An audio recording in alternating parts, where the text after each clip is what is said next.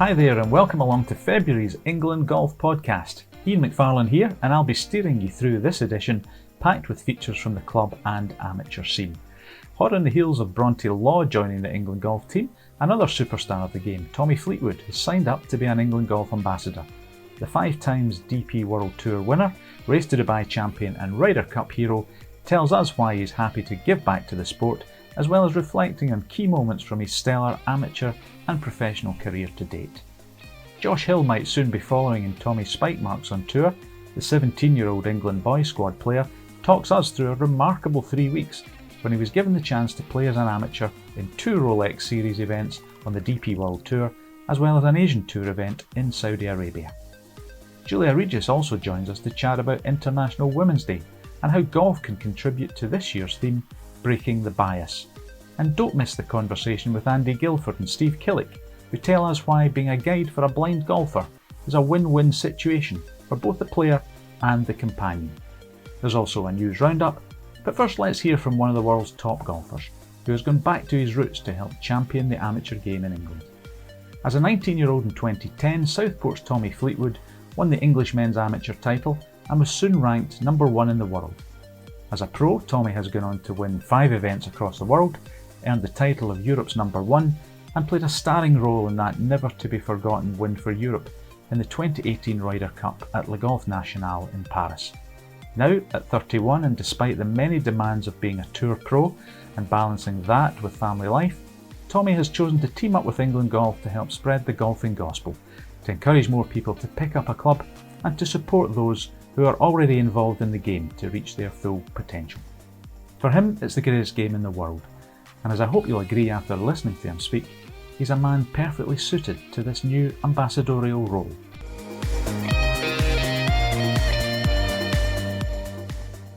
Tommy, welcome on board as an England Golf ambassador, coming back to your roots. Is it like meeting up with an old friend?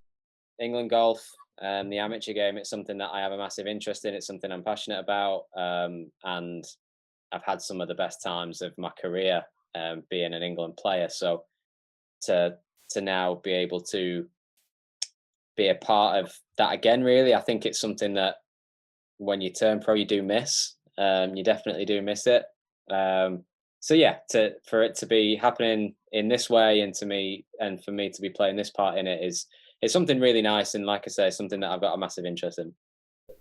And it's clearly something dear to your heart. We've spoken about it a couple of times in the past, and these England golf days really mean a lot to you. The camaraderie of playing in teams was one part of it, but just life lessons that you learned along the way, coming up through the ranks as a junior and then into men's squads, etc.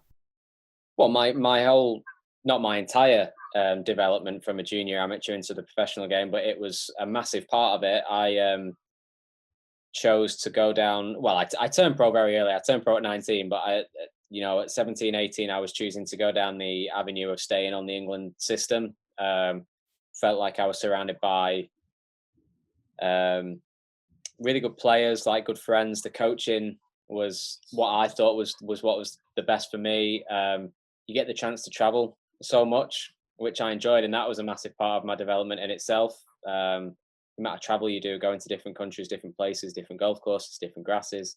So yeah, it does.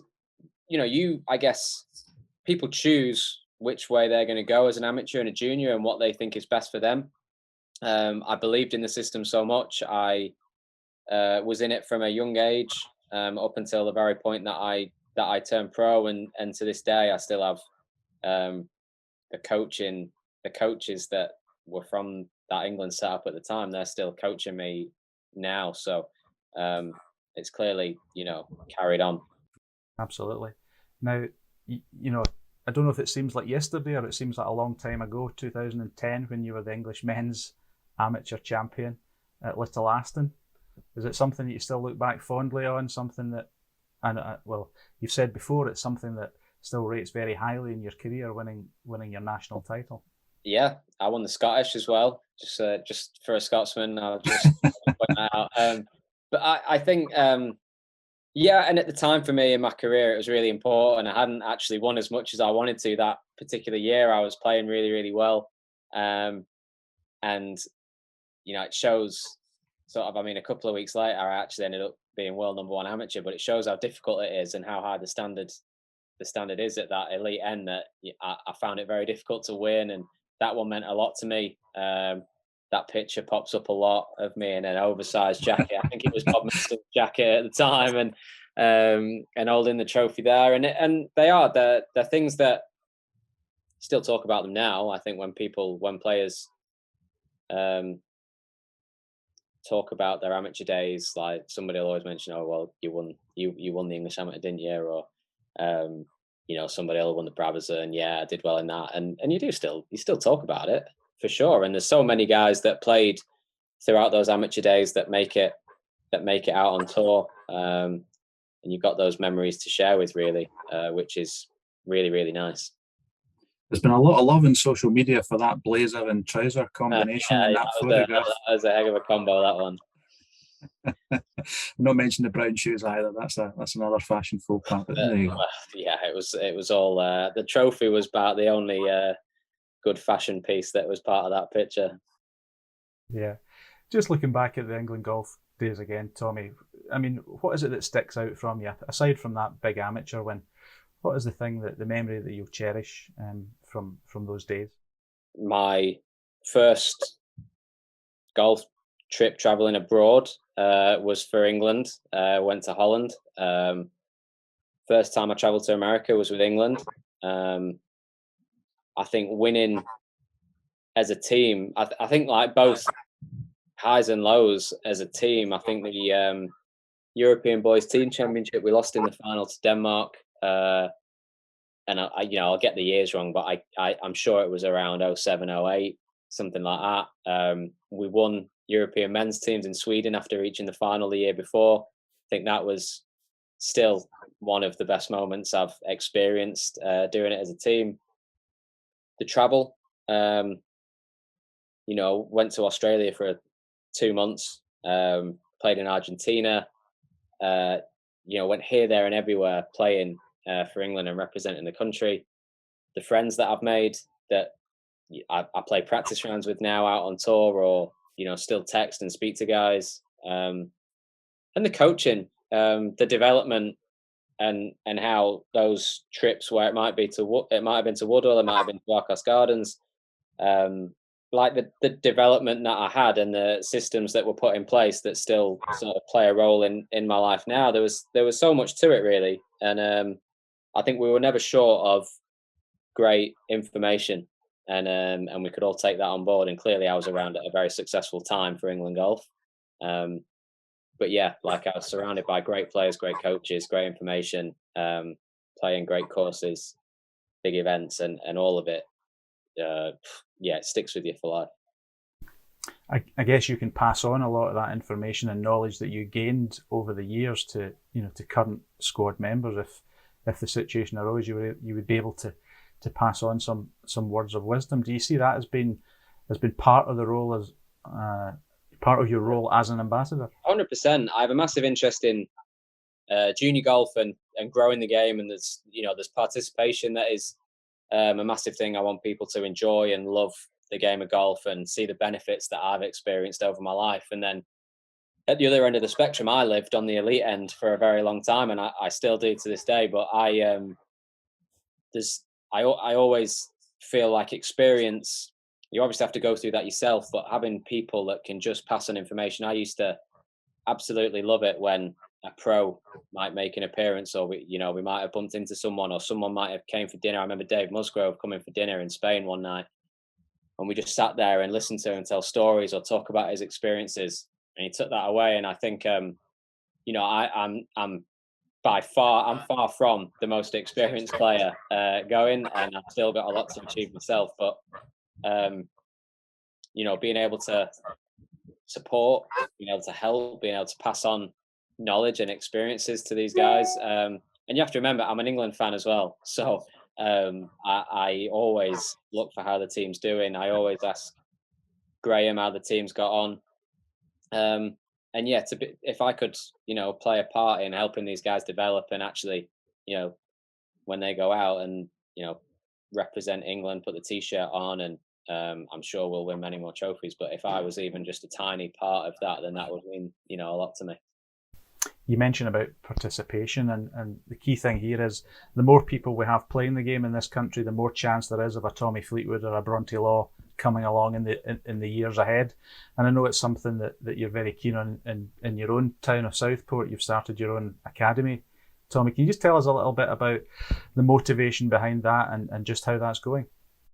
Well, my original, I grew up in a golfing town, so it kind of, I've always been surrounded by golf, and I've enjoyed a lot from the game, from the passion for it, the challenge of it, friends, all of that. Just see it, trying to get better at the game as well, and um, I believe so much in the good that the game can do, and I kind of my initial thought was I would love golf to be kids' first choice of sport when they're not in school on a Saturday or Sunday. I would love them to want to go to the range, want to go to the golf course, enjoy that, gain a lot from it, and then help them, develop in life, through the challenges of golf. I think what Norman Marshall is the head coach at the academy. He does such an amazing job of developing the kids in like a from an emotional, from letting them blossom, from enjoying the game, from feeling confident at trying out tasks, helping each other through any situation, and they all do that while like kind of challenging themselves at golf and enjoying it and wanting to come back for more. And that's all I wanted to do. I wanted kids to either enjoy it and make friends for life, or I wanted to give them a platform where they could actually develop and build on what talent they already had and maybe go a long way in the game. So because golf, the elite end is such a small spectrum in a way. Like it's especially when you get to the top. And I know people look at, you'll watch golf on TV and on the tour and in the majors and everything. That is a very, very small part of what golf actually is.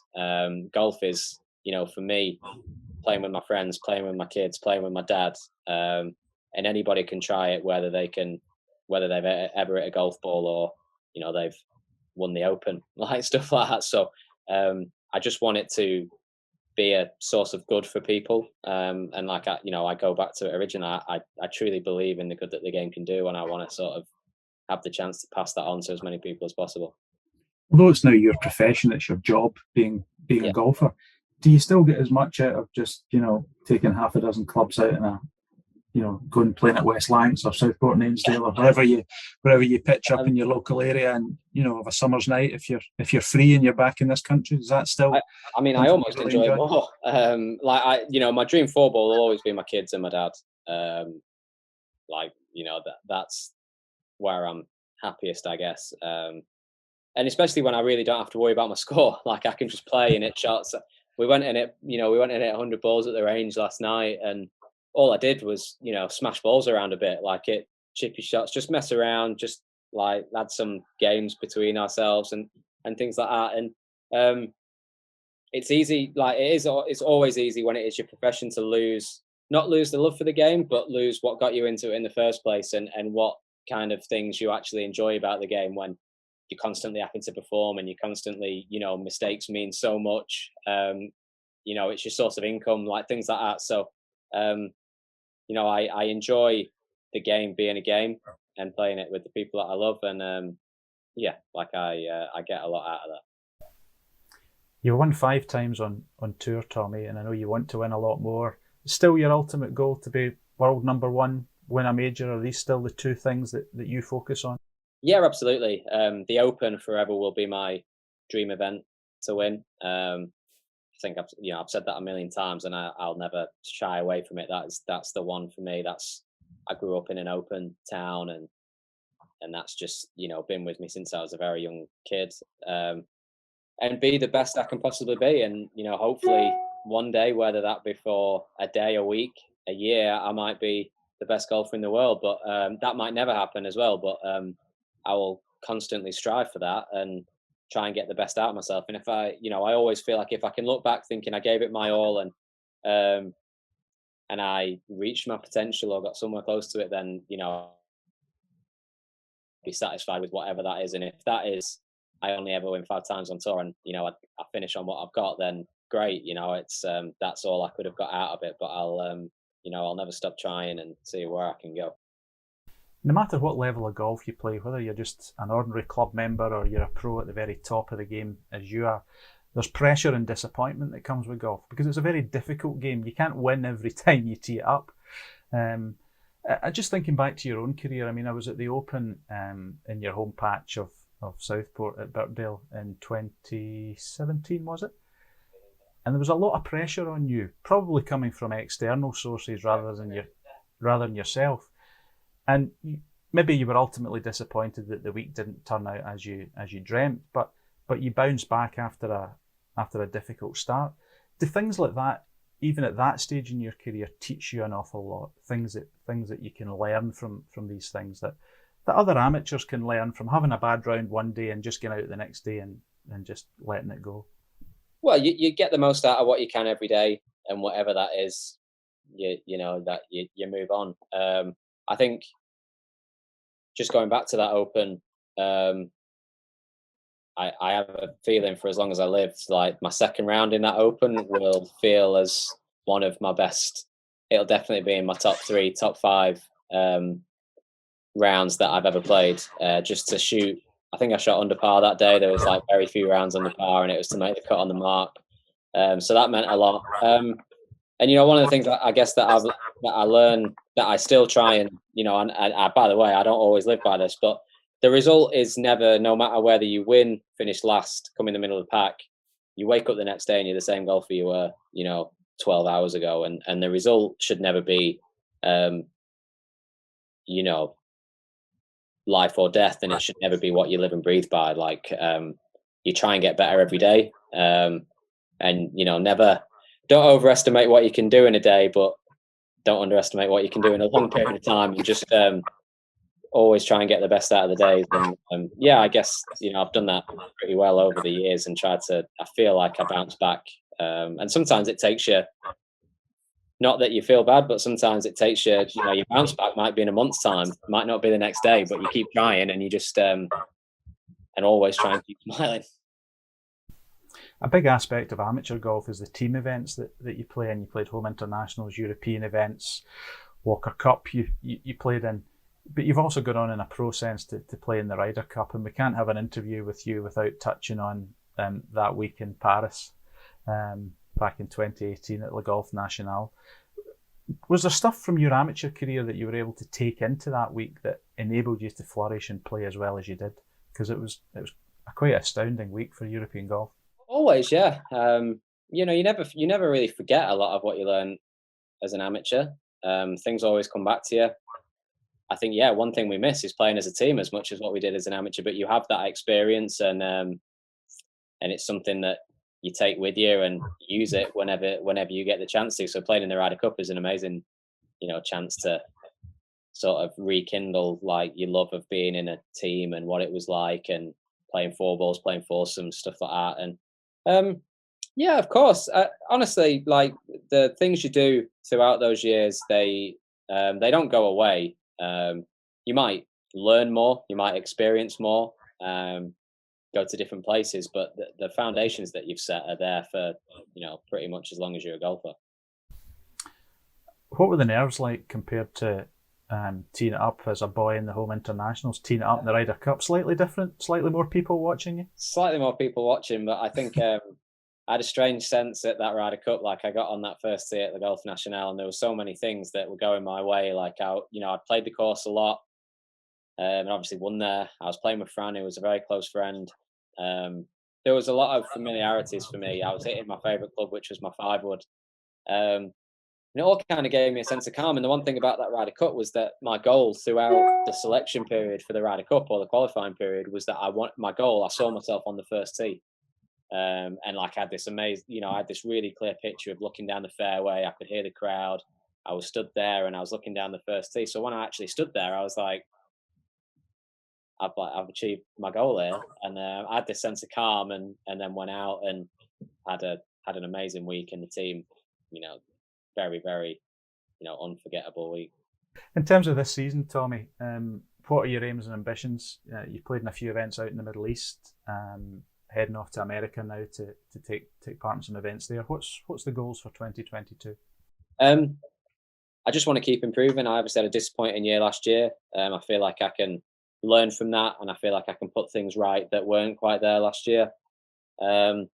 Get climbing in the world ranking again, compete in the biggest events, and the only way of winning them is by being up there at the time come Sunday, and then eventually, you walk through the door at some point, or it's your turn. So I need to get back to doing that and having my levels of consistency higher, and go from there. So like sounds daft, there's a lot of process-driven goals this year, and then take the results from there. But I do think definitely learn from what you did wrong the year before when it wasn't quite the year that you wanted, and take that and move forward with it, and then hopefully I'll be running and flying come what may. Now, I have to ask you this because it's the buzz of the golf world at the moment. This Netflix docu-series that you're going to be starring in, can you give us any insight as to what your role is going to be in this? Well, yeah, they're obviously filming the PGA Tour throughout the year, and I guess they just want an insight into some players' lives. So I guess a lot of mine will be to do with how I try and grow the game. I guess all of us will just try and be ourselves, express ourselves. They'll see the tournaments be played and try and get an insight into what some guys do, on and off the course. So, everybody will just get to know some players a bit better, I guess. Good stuff. Well, I'm sure you'll be a star of that. You've been a star of the European Tour, now the DP World Tour for many years, and the English amateur ranks before that. It's great to have you on board. We look forward to seeing that English. Thank you very much. Yeah, it's exciting, and hopefully I've not waffled on too much, but it means a lot to get the opportunity, and really excited about it. Yeah, I'm sure it'll be a winning partnership, Tommy. Good luck for the rest of the year. Thanks so much. Thank you very much, mate. Now, for most 17-year-olds, this year is a big one in terms of their education. A-levels look as if they're back on the schedule, and in that respect, Dubai-based Josh Hill is no different from any of his mates as he prepares for business and economic exams. But for a 3-week run at the start of 2022, the England boys squad player wasn't preoccupied with school books. It was yardage books that filled his mind. Having won the Abu Dhabi Amateur Championship at Saadiyat Island in December, Josh was invited to play in a DP World Tour Rolex Series event in Abu Dhabi in January. He made the cut and moved to play in another Rolex Series event the following week, the Dubai Desert Classic at Emirates Golf Club, and promptly made the cut. And he rounded off a dream spell by playing on the Asian Tour's new event in Saudi Arabia, once again showing maturity beyond his years, despite this time missing out on the weekend. There were highs, meeting and playing with some of the world's top stars, including 2019 Open champion Shane Lowry, and shooting 69s on both Saturdays in Abu Dhabi and Dubai. But there were tough times too, none more so than when he learned ahead of his final round in Dubai that close friend, the young Dane Viggo Sorensen, another talented 17-year-old golfer based in Dubai, had passed away. For Josh, these 3 weeks on tour, with both good and bad memories, will help shape his character. And he was still trying to take in the significance of this whirlwind start to the season when I caught up with him recently. Josh, thanks for joining us here on the England Golf Podcast. And wow, what a start to 2022. 2 DP World Tour events and 1 on the Asian Tour. 2 cuts made and a whole host of famous names singing your praises. Can you just sum up the last 3 weeks? Yeah, it's been a pretty cool 3 weeks to be able to play with some of the best players in the world and be able to compete with them as well. So it was a great experience, and I'm very thankful to everyone that was able to get me in those positions. The first event you played in was in Abu Dhabi, the HSBC event on the DP World Tour. Just give us a little bit of background to that, how you qualified for that, because it was another big amateur win for you, wasn't it, that got you into that event? Yeah, basically the National Amateur Championship here qualifies you into that if you win. And so I won that and then qualified for the Rolex Series event. Now, you had played in the Abu Dhabi event on the European Tour as it was back in 2020 as a 15-year-old. But I think it's probably fair to say you were maybe a little bit in awe at that point of the whole setup and the whole event, and you maybe feel as if you didn't do yourself justice, even though you played very well, just missed the cut.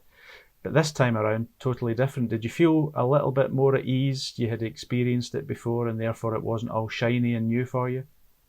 Yeah, I felt 2 years ago I was a much different person. I was 2 years younger and I was sort of celebrity watching rather than focusing on what I needed to do to play well. And I felt I went away from that experience 2 years ago and learned from that. And then I took that into this year's one of making sure I was prepared and not watching it what everyone else is doing, obviously learning from what people are doing, but not just watching them and making sure I'm prepared at the same time. So I think that I learned that was a change to this year and probably helped me play better golf. I'm a bit better golfer now as well, but I think that mentality change did most of that. So in 2020, you played a practice round with Brooks Koepka. Tommy Fleetwood presented you with a plaque for Guinness World Record because you were the youngest winner of a professional ranking tournament.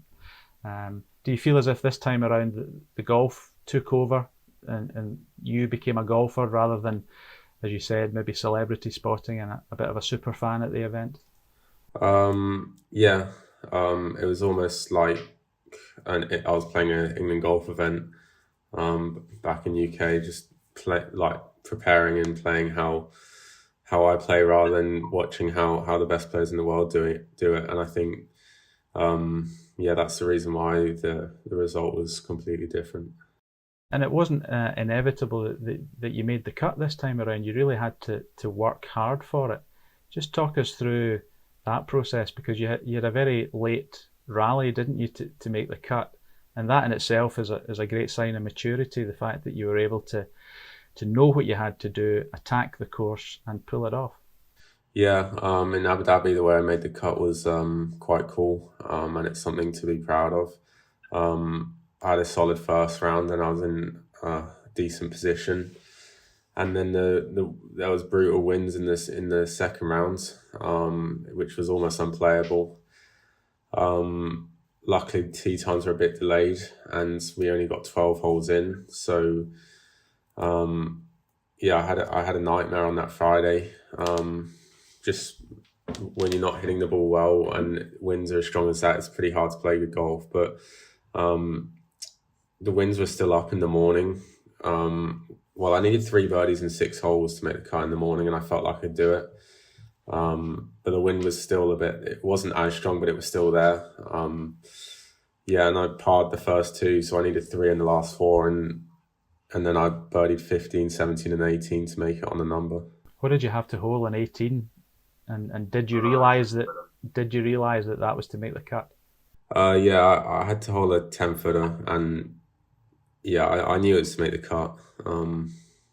There's a big leaderboard on the 18th, and it just said projected cut 3 over, and I was pretty much the last group coming in, so I knew that wasn't going to change. I knew I had to hold it. It's quite a thing to make a cut in a European Tour event at the age of 17, but even more so when it's a Rolex Series event, because it's not just the best players in Europe, but it's some of the best players in the world that are there. So a feeling of immense pride when that weekend was over and you look back on what you did. Yeah, I'm definitely proud of it. I haven't had time yet to fully process everything because I was straight on to 2 more weeks after that. But when you look back at it and the way I made the cut and the field that I did it in is something to be proud of. And the little bonus that followed that was an invite to play in the Dubai Desert Classic at the Emirates Golf Club, a golf club that we've all grown up watching and just marvelling at. And I know it's home for you and you've played it many, many times, but what was it like to tee it up in your home city and to play again and for the second week in a row in the DP World Tour? Yeah, I think playing in Dubai was a bit different to Abu Dhabi. It's where I've grown up my whole life and played a lot of my golf. So to go out there and be an amateur and have as much support as I did was amazing, and it was almost as if I was one of the featured groups. But yeah, so the support I had out there I'm very thankful of, and it definitely spurred me on. And to go around a golf course like Emirates is amazing, especially with how good the condition was and how well it was set up, and a course that I've always watched on TV and played a couple of times as well. The first two rounds were special, 70, 74 to make the cut. But then again on the Saturday, a 69, they call it moving day, and you certainly did. Tell us about that round and what contributed to such a fabulous score. I think I was just you make the cut and then you're just almost in a free flow state, and I was just hitting really nice golf shots on the Saturday. And the course setup is pretty tough. So to shoot 3 under with 5 birdies was pretty good, and I had a really good group as well. So it was just a fun day in general, and I think Saturday and Sunday is obviously the weekend, so I had most support out there, and to shoot a good number like that and play well with quite a big crowd was really nice. How did you cope with the galleries, Josh? Because it's a relatively new thing for you. You've played in some events with some spectators there, but this is on a different level. You had people from your golf club there and friends supporting you, but also other crowds. Did you feel quite at ease in that surroundings? Yeah, I felt good. I actually like playing in crowds like that. I feel like you can almost show off to them. When you hit a good golf shot and you get all those claps, it's a very nice feeling to when you hit a good golf shot and you're just, no one's watching and no one's clapping. So I just really tried to soak that atmosphere in, and I think I did it really well. Now, there's a great video that we shared on the England Golf channels after the Sunday in Dubai, where the winner Victor Hovland was chatting to you behind the 18th green and just praising you for your performances, and also trying to recruit you to his college in the States. Just tell us a little bit about your conversation with Victor, and again what that means to you as a young guy starting out in his career, to have somebody like Victor Hovland comment positively about your game. Yeah, it's really nice because he's almost coming from the same background as I am, well, as most amateurs are, and being good from a young age, he kept developing and went to college, and he is where he is now. So it's someone that I can look up to and almost try to go the same journey as him. So it was nice to get praise from him, and he was just saying that his college coach wants me at his college, which is also nice to hear, that a lot of colleges are wanting me there. So that's always a positive. But yeah, he was a really nice guy, and even though it was a 2-minute talk, I took a lot away from it. There was another great image from that weekend, Josh, which was just fantastic to see, and I don't know if you've seen it yourself, but it was when the playoff was taking place between Richard Bland and Victor, and there was this face hanging over the hoardings on the 18th tee, eagerly watching the two people in the playoff, and it was your good self, which I thought was really nice, because there's a guy yourself who's just finished, what were you, tied 55th in the championship, and yet you're straight back out there on the 18th tee to watch the two guys play in the playoff. It's the natural enthusiasm of youth, but clearly something you wanted to drink the whole thing in and take as much from the weekend as you could. I just had a really bad day. I played bad golf, and I actually found out in about an hour before I teed off that one of my close friends passed away. So I had a really bad day. I was with some of my mates after the round, and when Victor birdied the last to get in the playoff, we all run back to the tee, because the tee shot is a pretty cool tee shot, and it's something that it's the shot that you want to watch if you were picked to pick one shot to watch in a tournament. So we just ran back to the tee and watched them tee off, it's pretty cool to be able to do that and watch such a big event as close as that.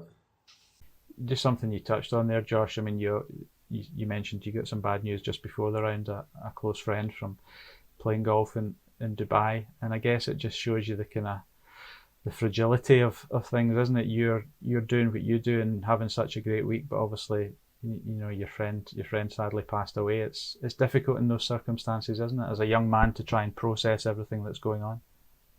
Yeah, I think when something like that happens, it really opens your eyes to the fact that people are in a much worse situation than you are.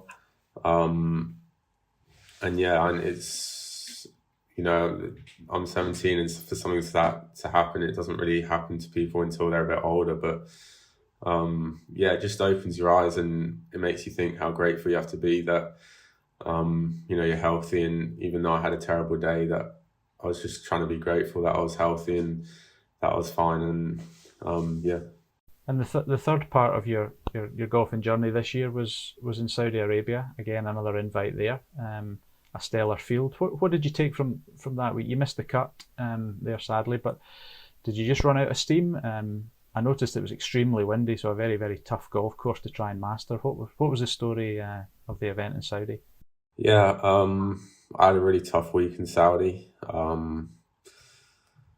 Yeah, I was pretty tired, but I never really want to think of that as an excuse. You know, those boys that there was like Fleetwood was there that just played the last 2 weeks, and he was able to play some good golf as well. So it's not an excuse that I was tired. I just played bad golf, to be honest.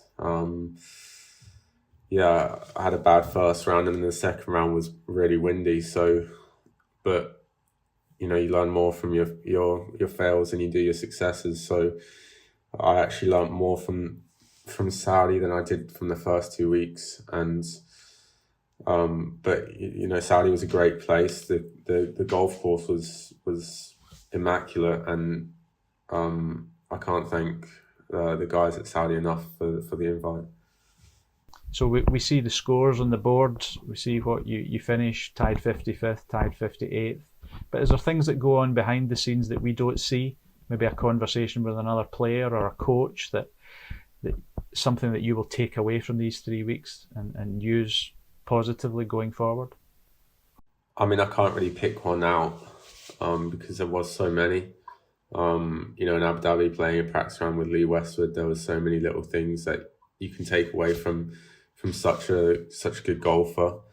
I mean, I talked to a few coaches just because they introduced themselves.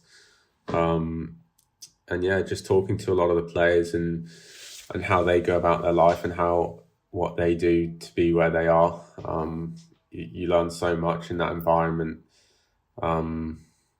compared to when you're playing with your mates down at your local club. So, you know, I try to take as much away as I could from all that, and all the people that I met, try to take little things out to learn from. And I think I learned a lot from these 3 weeks that can hopefully apply to my game and keep improving. What's your plans for the rest of the year, Josh? I mean, you touched on college. Is it something that you're still actively considering, or how do you see things panning out in the next year for you? I'm actually having a chat with my parents tomorrow and almost making the final decision on what I'm doing. But I think college is an amazing route, and I think it's something that I'm considering a lot. And to be honest, I think I will go to college for a bit, even if it's 1 or 2 years. But I think it provides an extra bit of development that I might need. So yeah, I think I've got to do my A levels this year as well. So try play as many tournaments as I can this summer around my A levels, and we'll go from there. And hopefully we'll see you back on these shores pulling on that England jersey again in the summer, Josh. I know it was something you enjoyed last year. You won the home internationals with the boys and girls squad, and then stepped up and played for the men at Hankley Common as well. Differing fortunes that week for you and the team, but is it still something you take great pride in? I know you've spent all your life in Dubai, but you very much consider yourself to be an Englishman and proud to pull on that jersey. Yeah, I've lived in Dubai my whole life, but I still class myself as an Englishman, and every time every time I put the England shirt on, it means a lot, and I try to go out and represent my country the best I can. So, I can't thank England Golf for everything they've done, and let's go win more trophies for them next year. That sounds like a good plan, Josh. Well, listen, great start to 2022 for you. Well played in Abu Dhabi, Dubai and in Saudi, and look forward to charting your progress as the year goes on.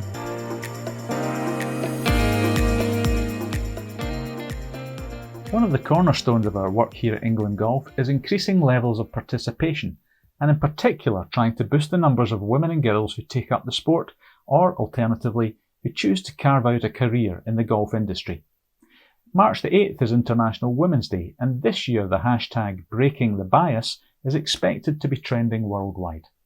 One woman who has certainly broken down barriers in her time and continues to do so is Julia Regis, an avid golfer at Edgbaston Golf Club near Birmingham, and someone who devotes her time to empowering women to be the best they can be in all aspects of their daily life. I caught up with Julia to talk about the importance of International Women's Day and the relevance it has when translated to the game of golf. And I began by asking her to describe what the game of golf means to her and what significance it plays in her busy life.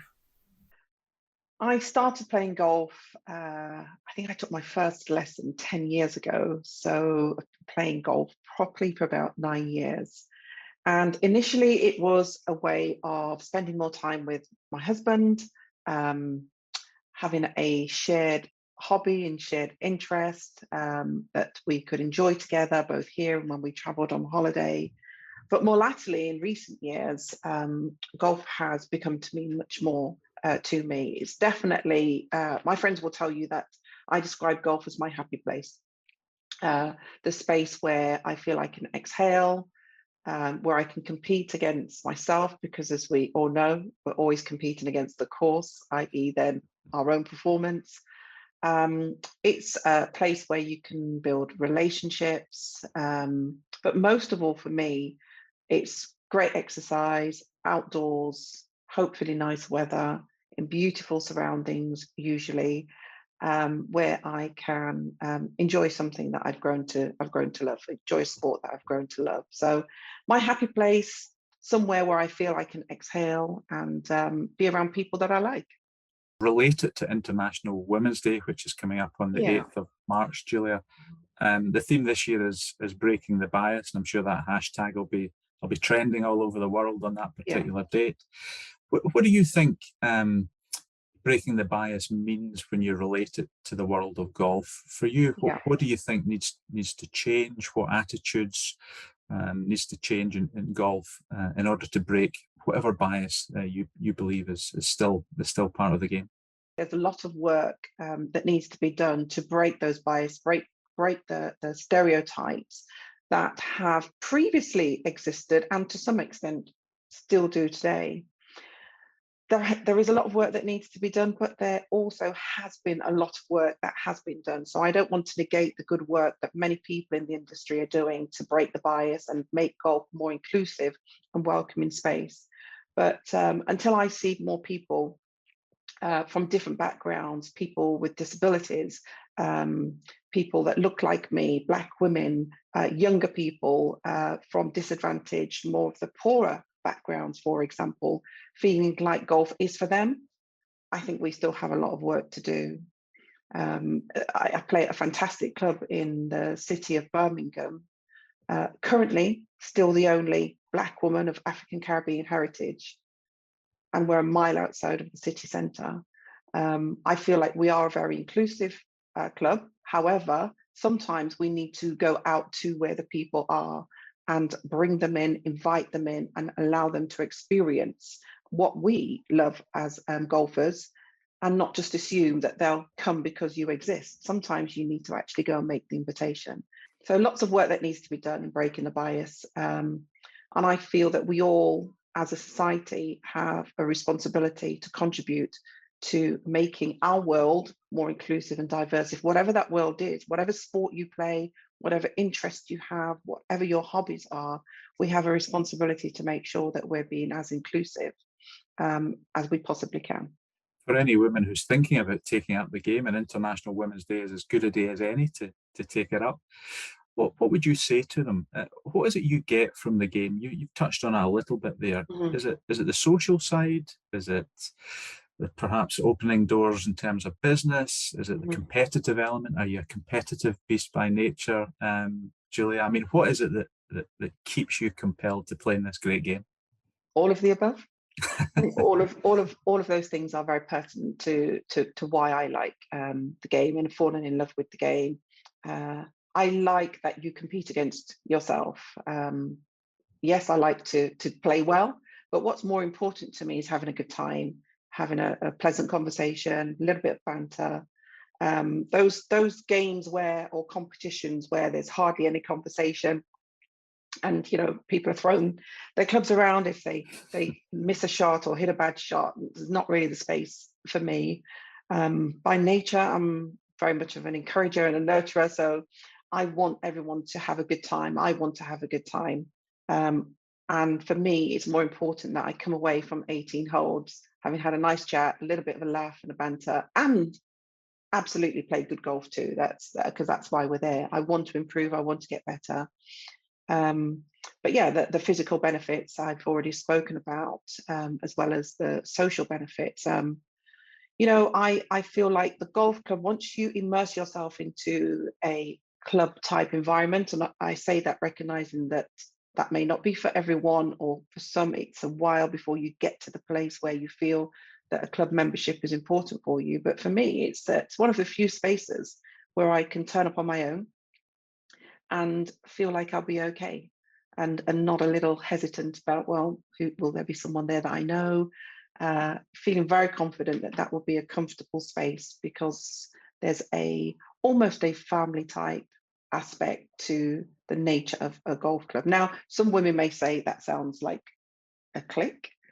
I'm not part of any cliques. I'm friends with a lot of people, lot of different people at the golf club, and I guess you will naturally form some friendships, but a good golf club will have a culture whereby everybody feels welcome and everybody feels like they can get involved and be supported.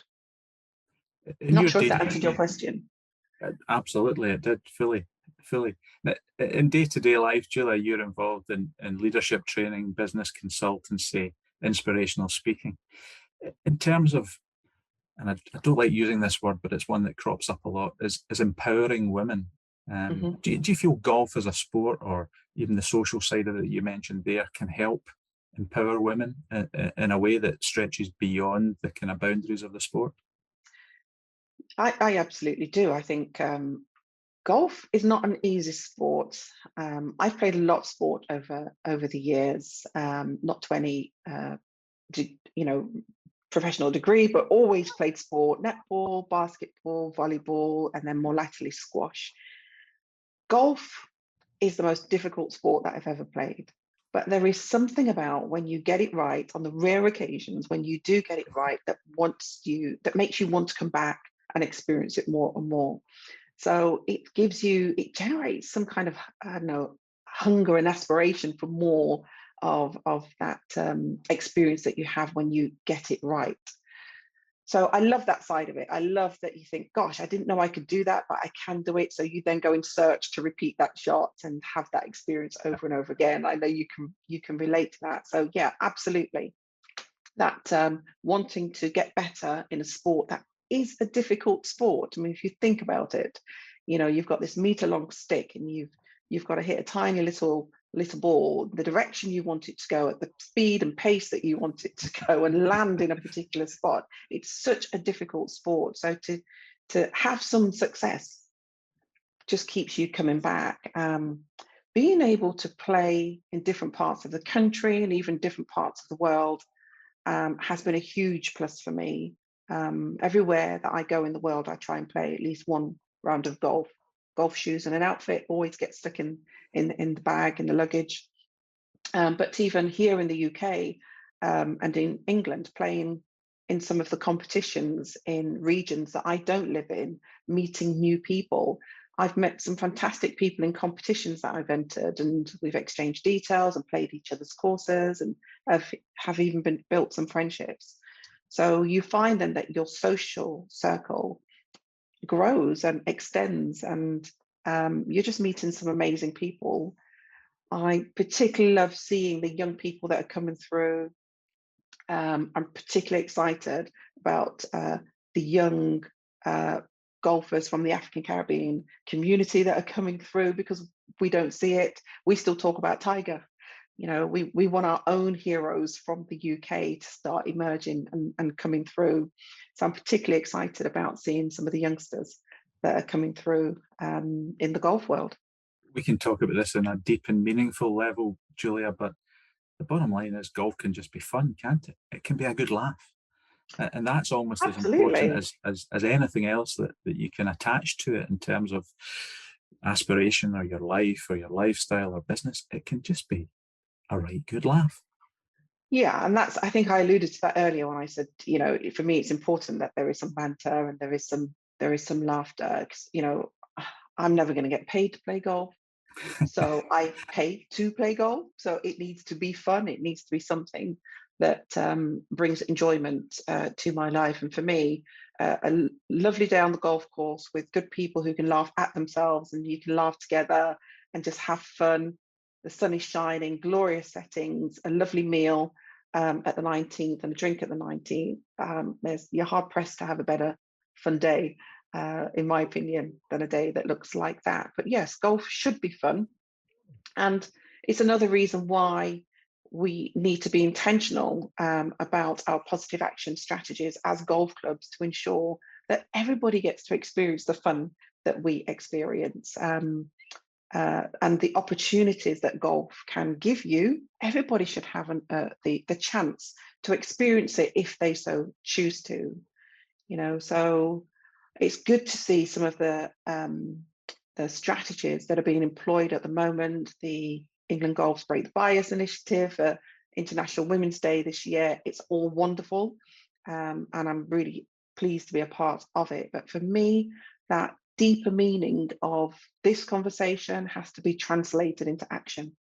What are we doing as golf clubs, as people who love the game, to make sure that golf is genuinely, truly accessible to all communities throughout the UK? So if we were to have this conversation 5 years down the line, Julia, where do you expect the game of golf to be in relation to women and participation and these barriers that we've spoken about being broken down? Yeah, definitely seeing more women playing golf, talking to more women playing golf, and not my typical experience when I tell another woman that I play golf is, oh really? Happened up to yesterday. Oh wow, when did you start playing golf? Gosh, I've never met a woman that plays golf. And I want that to be eradicated. I want it I would love to see in 5 years' time that when we talk about playing golf, that it's very normal, that everyone knows women that play golf. But I can't help come back to my own experience, my own lived experience. I would hope that in 5 years' time, I'm not still the only woman of African Caribbean heritage at my golf club in the middle of Birmingham. I would want to know that there are more people from diverse backgrounds who are enjoying the sport and enjoying the culture and environment that golf can give. But I recognise that there needs to be an intentional effort from all of the industries. Sorry, all of the organisations involved in the industry of golf, as well as golf clubs, to make that happen. But just seeing diverse women from all different backgrounds enjoying golf and it being the norm to know women that play golf and love golf. Julia, I think we can all agree with that. It sounds extremely positive, and it's a good note to end this conversation on. Thank you for your time. Keep enjoying your golf. Thank you. Keep banging the drum for women's golf. Keep playing well at Edgbaston Golf Club. I look forward to seeing you in the Roll of Honour there in the not too distant future. But yeah, right, golf is a difficult game, but it is a fun game, and that's the message we want to get across. Oh, thank you so much.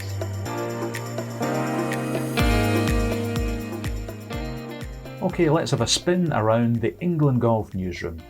It's that time of year again when the England Golf Awards are on the horizon, and the nominees for 10 of the 11 categories have been announced. The shortlists for categories such as Women and Girls Trailblazer, Diversity and Inclusion Champion, Participation and Development Coach of the Year and Club of the Year feature representatives from 21 different counties across England. The awards ceremony takes place on Wednesday, April 20 and will be streamed live on the England Golf YouTube channel. Once again, Naga Manchetti will host, with presenter, singer and broadcaster Fleur East also on hand in a roving role, more details of which will be revealed on the night. You can read all about the England Golf Awards and the nominations at www.englandgolfawards.org. In other news, England Golf has launched its new junior golf strategy. In collaboration with the Golf Foundation, the strategy focuses on three main themes: increasing the profile of golf in schools and communities, supporting a move into club-based activities, and developing the workforce supporting junior golf. England's men were edged out in the final of the Costa Ballena Octagonal in Spain, the defending champs falling just short in a battle with the host nation. Jack Brooks, Sam Bairstow, Aaron Edwards-Hill, Ollie Huggins, Jack Bigham and Jack Cope will no doubt emerge stronger from the experience. At the tender age of 16, Frank Kennedy has become the youngest ever winner of the Portuguese Amateur Championship. The teenager from Cheshire claimed a wire-to-wire win, finishing on 19 under par and winning by 4 shots in the event staged at Montado Golf Resort near Lisbon. Brilliant play, Frank, well done. And England Golf will field 2 teams at the European Team Championship for golfers with a disability and the Nations Cup in Belgium this summer. It'll be the first time England Golf has managed teams of disability golfers in international competition. Look out for the teams being selected in April for the events to be staged on the same week in Flanders in June. And that's your England Golf News Roundup.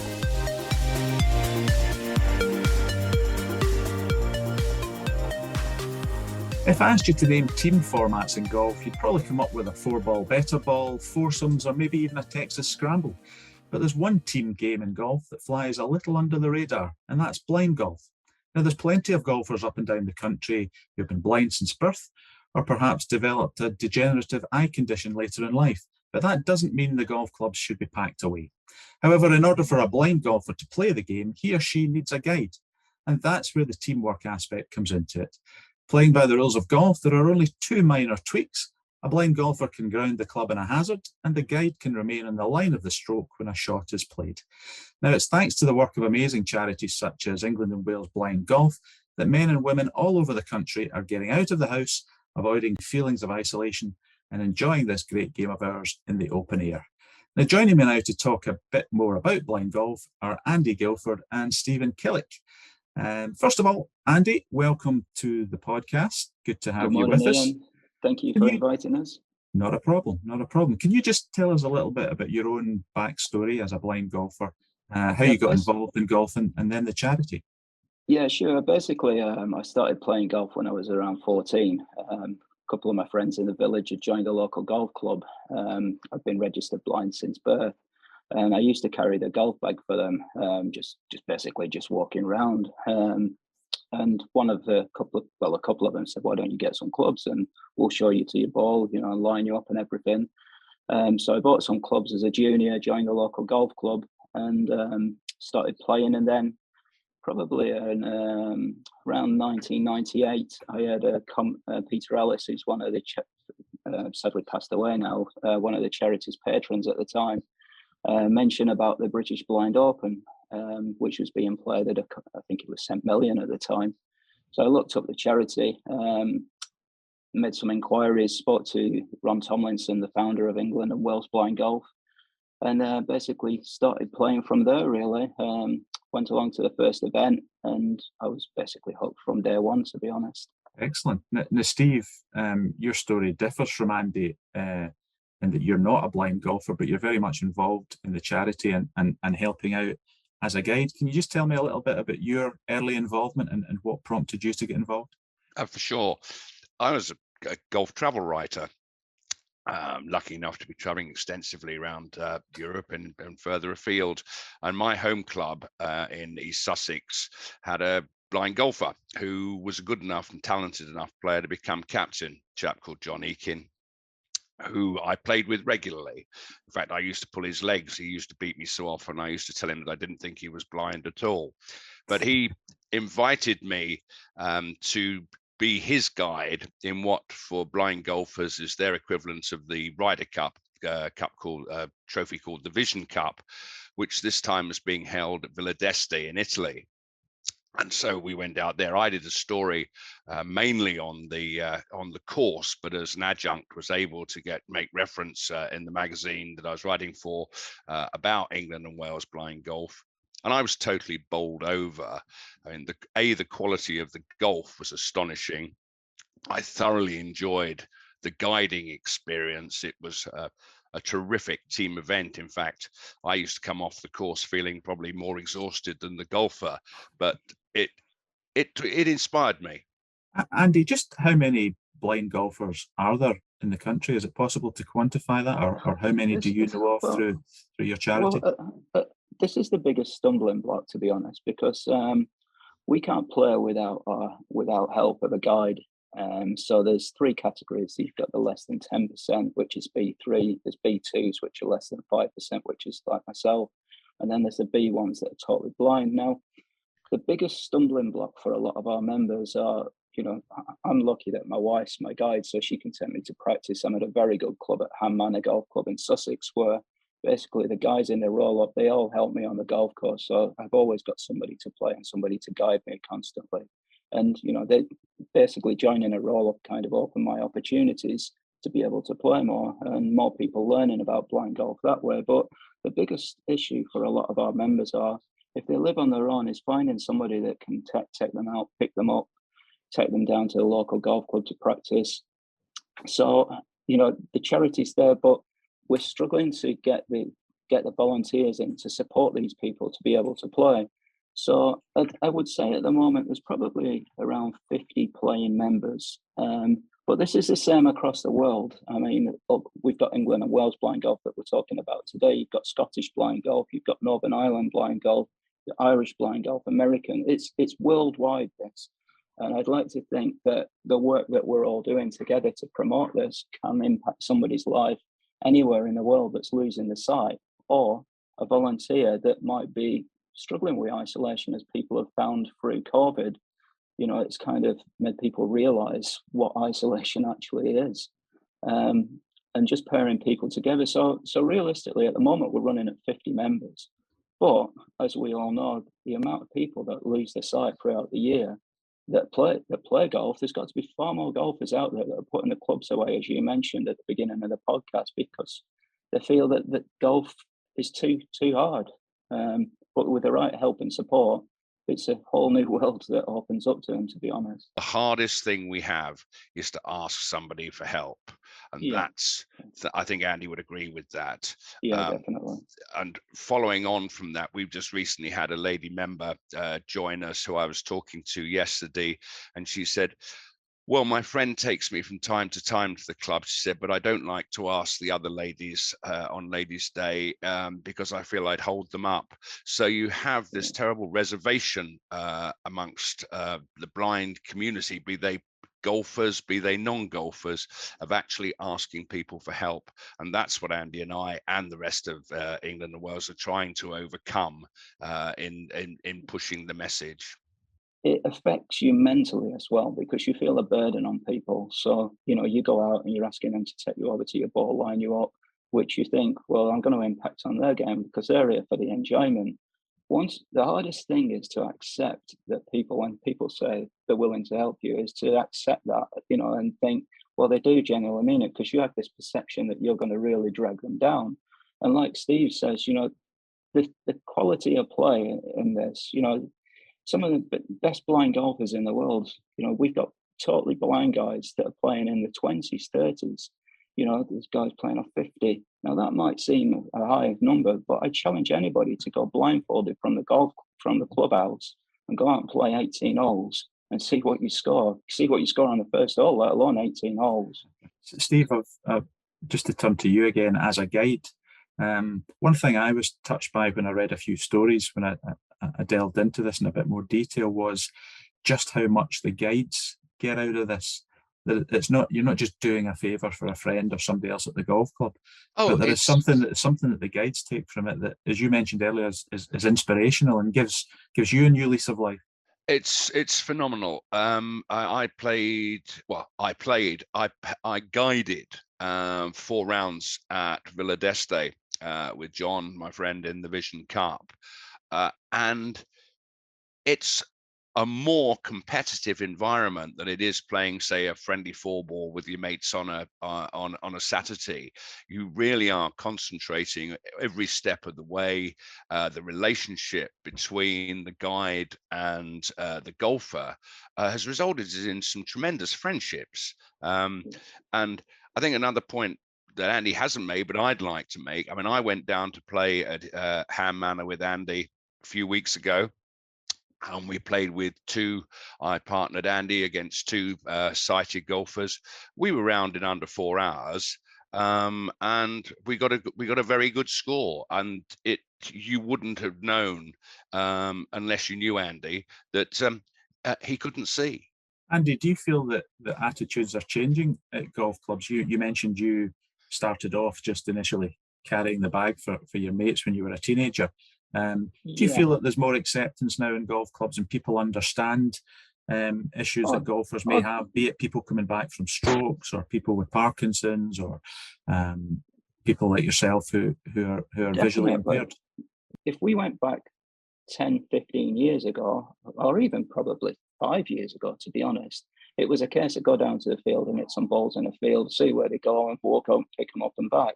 Now for somebody coming into the game new now, there's top trays, there's all the skills games and it makes practice fun, but the guide can also enjoy that as well at the same time and get something out of it. The whole teaching thing is changing now. We can teach with kind of a program and it's also pros, as Steve just said there, a lot of the pros that I've used, first few lessons is understanding how to teach me because I can't see what they're trying to show me. So if they say, look, this is the movement I'm here, look, making here, can you see? I can only see it. If I move my head around, I can see part of the body.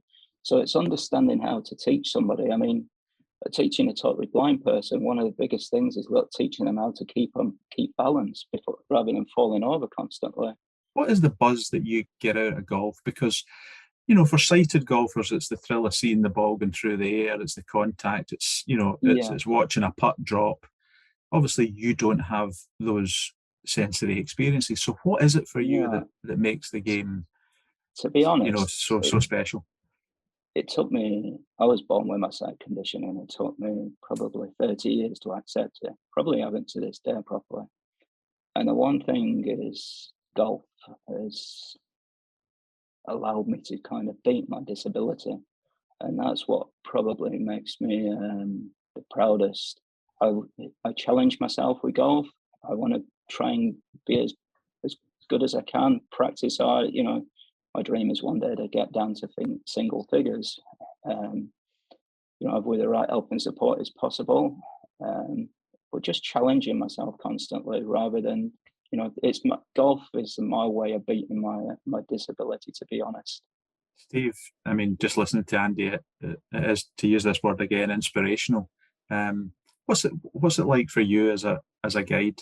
Do you get quite emotional out there when you see the guys enjoying themselves as much as they do and feeling that you're contributing towards their enjoyment of the sport? Well, providing the guy I'm guiding for is not giving me a severe bollocking for putting him down the wrong line. What is an amazing thing is the camaraderie, and it's almost black humor between the guys that I've been involved with. They all know what the other one feels like because they've suffered it. For me, it is just incredibly rewarding. I'm a competitive animal. I played rugby union as a young man, and I played golf for the last 20 years. And sure, I like to win. But when you go out there and see these guys and women, to see what it means to them, but without sounding too precious about it, it lifts you, and you do feel that you are not only getting an immense satisfaction yourself by being able to, certainly if I'm picking a line and see a putt drop, it's tremendous. Well, guys, listen, thank you very much for joining me today. It's been fascinating to hear both sides of the story from you, Steve, and from you, Andy. And wish you both good luck for the season.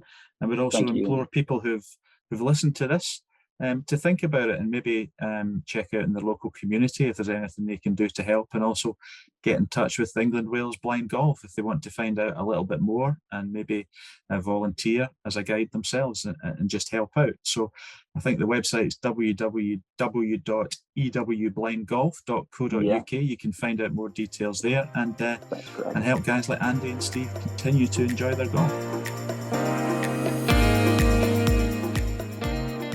Well, that's it for another bumper edition of the podcast. I hope you've enjoyed it. My thanks, as always, to Steve Killick and Andy Guilford from England and Wales Blind Golf, to Julia Regis for her take on International Women's Day, to England Boys Squad player Josh Hill, and of course to our latest ambassador, Tommy Fleetwood. Good luck to Tommy also in the next few weeks as he heads to America for big events on the PGA Tour. As always, you can follow the latest news on the amateur and club scene through our social media channels. Just search for England Golf on Twitter, Instagram, Facebook and LinkedIn. And make sure you bookmark the England Golf website too. That's www.englandgolf.org. Until the next time, enjoy your golf. Bye for now.